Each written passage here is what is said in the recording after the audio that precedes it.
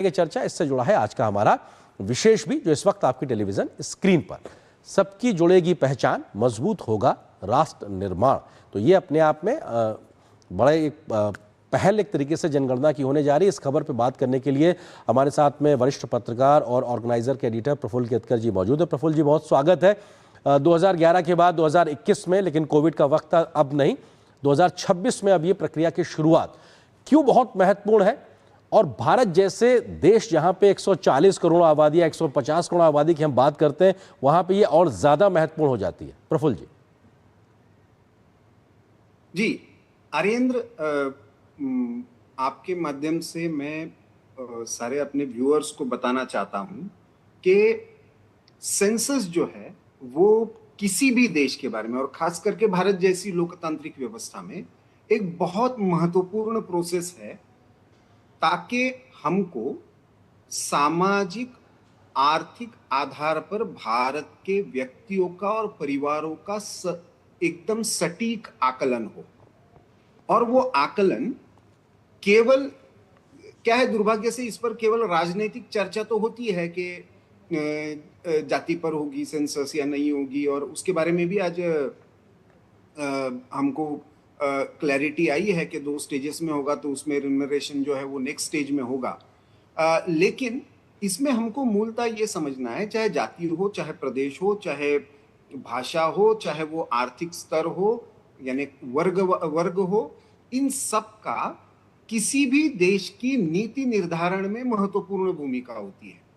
तो किसी भी सरकार की जब नीतियां बननी है और उसमें जो टारगेट ग्रुप तय होने हैं, उसके लिए ये सेंसस का डेटा, और आपने बिल्कुल सही बताया कि 2011 के सेंसस के बाद ये पूरा का पूरा 2 स्टेजेस में होने वाला सेंसस, मुझे लगता है कि पहला डिजिटल डेटा कलेक्शन का सेंसस है। उस अर्थ में भी भारत की एक बड़ी उपलब्धि होने वाली है। लेकिन इसमें एक ध्यान रखना जरूरी है, सारा डेटा कलेक्शन ऑफलाइन होने वाला है और किसी भी आरटीआई के तहत, मतलब हम जो जानकारी दे रहे हैं वो पूरी तरीके से एक तरीके से सुरक्षित जानकारी है। किसी प्रफुल्ल जी, मेरा सवाल भी यही था, अगला मेरा सवाल भी आपसे यही था कि एक हिचक होती है लोगों की, भाई हम क्यों अपनी जानकारियां दें, शायद इसका दुरुपयोग ना हो, खासतौर से आज के डिजिटल वर्ल्ड में। वो थोड़ा सा इसको आप विस्तार दीजिए कि आखिर क्यों हमको डरने की जरूरत नहीं है अपनी जानकारी देने को लेकर। देखिए, 2 क्लैरिटी आज भारत के जो सेंसस कमिश्नर है उन्होंने दी है। एक कि जो भी डेटा कलेक्शन होगा और एक हाउस होल्ड ब्लॉक में होगा, मतलब 700 से 800 घरों का एक क्षेत्र, जियो स्पेशली वो कनेक्ट जरूर होगा, लेकिन ये एक विशिष्ट तरीके का ऐप सेंसस कमीशन द्वारा बनाया गया है जो ऑफलाइन ऑपरेट करेगा। मतलब उसकी जानकारी जो है वो उस पर ही केवल स्टोर होगी, लेकिन जब वो इकट्ठा किया जाएगा और उसको इंटीग्रेट किया जाएगा, तभी केवल इंटरनेट का उपयोग होगा। इसका अर्थ ये है कि ये सर्वसामान्य व्यक्ति की जानकारी ऑनलाइन उपलब्ध नहीं है, लेकिन ऑल ओवर पिक्चर क्या इमर्ज हो रहा है। कितने लोग हैं जो गरीबी रेखा के नीचे है, कितने लोग हैं जिनके पास बेसिक, जिसको हम कह सकते हैं कि अपने स्वयं के घर की सुविधा है, कितने घर हैं जिनके पास 2 व्हीलर है या 4 व्हीलर है या रेफ्रिजरेटर और टेलीविजन जैसी है। इसके आधार पर एक बड़ी पिक्चर नीति निर्धारण के लिए स्पष्ट होगी। दूसरा जो सेंसस कमिश्नर ने बताया कि किसी भी आरटीआई में इंडिविजुअल की जानकारी उपलब्ध कराना किसी के लिए भी बाध्य नहीं है। इसका अर्थ यह है कि व्यक्तिगत जानकारी आपने जो भी दी है, जो आपके पास जो इस माहिती जानकारी का संकलन करने के लिए आए हैं, वो जानकारी केवल और केवल उस हाउस होल्ड की जानकारी ऑल ओवर पिक्चर लेने के लिए ही होगी, किसी भी व्यक्तिगत नाम से किसी और को उपलब्ध नहीं होगी। ये 2 महत्वपूर्ण बातें हैं, इसलिए मुझे लगता है कि हमको इस हिचक से बचना चाहिए कि हम सही जानकारी दे या नहीं दे। जी सर, जाति गणना भी हो रही है, इसका क्या मायने, क्या जिसको लेकर बहुत राजनीतिक बहस होती रहती है, ये वो जातीय गणना है या ये कुछ अलग है, इस पे क्या समझा जाए? नहीं, देखिए, जैसे कि सेंसस कमिश्नर ने बताया कि डेमोग्राफिक सर्वे तो पहले भी होते रहे हैं। चाहे बिहार में, कर्नाटक में भी उन्होंने जो कास्ट सेंसस कहा वो बेसिकली डेमोग्राफिक सर्वे था।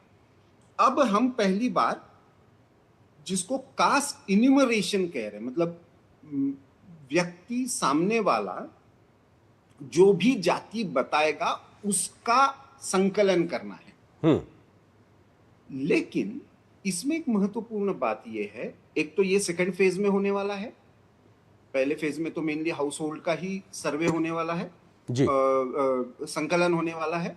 लेकिन ये दूसरी फेज में जो होगा, देखिए, बहुत बार बहुत से क्लेम हम करते हैं और बहुत बार उन जातियों के आधार पर राजनीतिक समीकरणों का विचार जरूर होता है, लेकिन उसकी वास्तविकता क्या है। लेकिन उससे भी आगे की बात है, जब नीति निर्धारण हो रहा है तो किस प्रकार की जाति वर्ग के पास क्या सामाजिक आर्थिक स्थिति है और इसके लिए सही मायने में सरकार को क्या नीतियां बनानी चाहिए, ये समझ के लिए ये कास्ट इन्यूमरेशन बहुत इंपॉर्टेंट है।